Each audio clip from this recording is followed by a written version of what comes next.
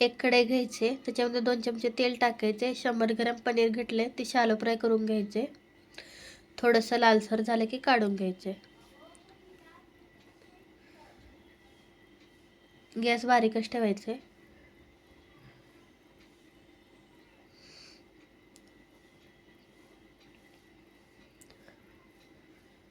हिरवे वाटाणे घेतले, तेलामध्ये शॅलो फ्राय करून घ्यायचे. ते पण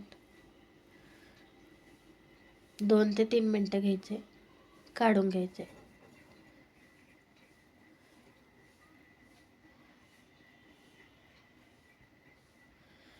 दोन चमचे तेल टाकायचे कढईमध्ये. लसूण, 2 कांदे लांब कट करून घेतलेत. हिरवी मिरची, 2 टमाटे चांगलं शॅलो फ्राय करून घ्यायचं 2 ते 3 मिनिट.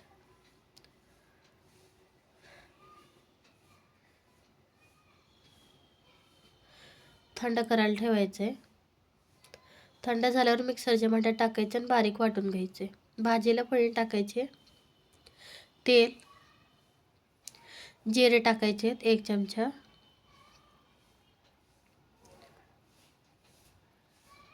जिरे चांगले तडतडले की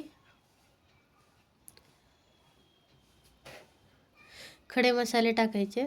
हे लाल मिरची टाकले, लवंग आणि तेजपत्ता पण होता.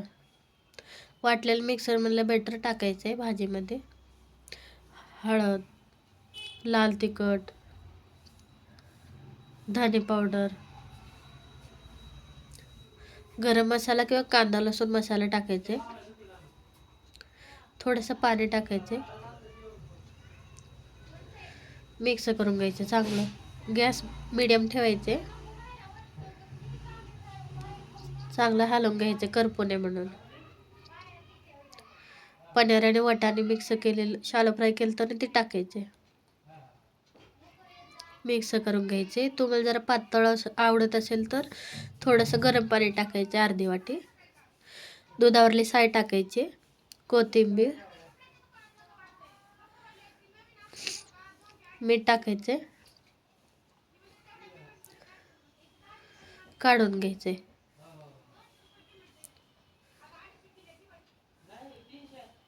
लहान मुलांना म्हणा, डब्याला म्हणा किंवा घरामध्ये खायला अशी भाजी ढाबा स्टाईल तुम्ही नक्की करून बघा.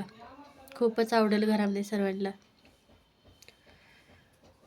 मस्त पनीर आणि वाटाणा भाजी तयार आहे.